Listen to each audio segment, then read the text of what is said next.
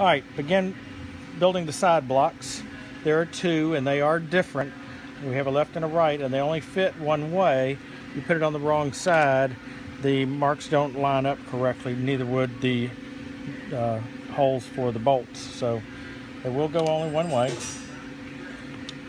But now, the way you replace the parts, we have a bottom seal and a spring here. Then we also have the actual injection head.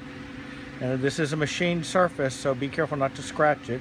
It is hardened, but if you have a file or something like that, or you put it on sand or anything like that, it can actually scratch.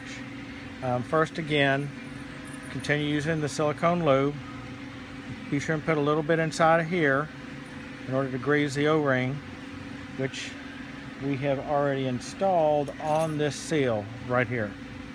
It's a little number 10 O-ring. Then press this into place. It will push into and protrude out of the front of that retainer.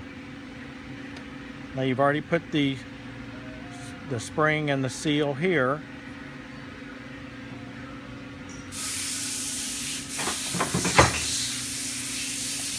You'll also need, anytime you have metal to metal threads, it's a good idea to apply a little bit of Vaseline to the threads just to keep them from catching.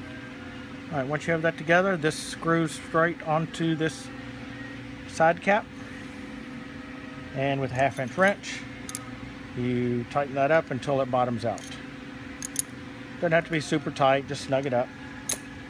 That side is done. And we're doing the same to the other side.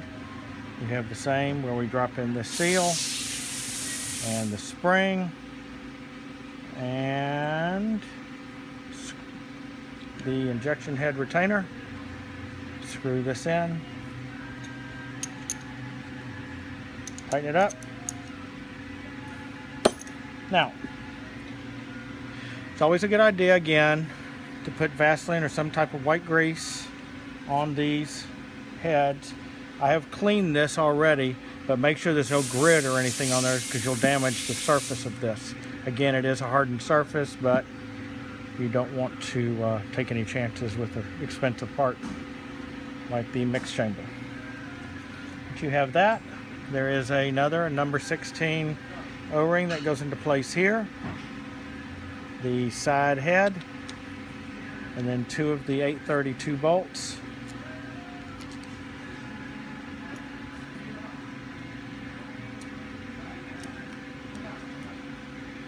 Those tighten up.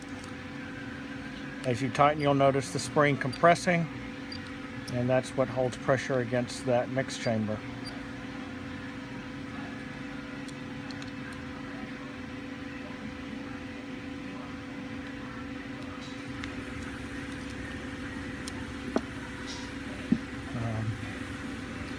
Just for expediency, obviously we're going to put the other side on, but for now we have the mix chamber and then the extension nozzle, which fits here, no O-ring required. Then as well, there is also a little cap that fits on the front. That is this. We will use a number 15 O-ring. I'll be right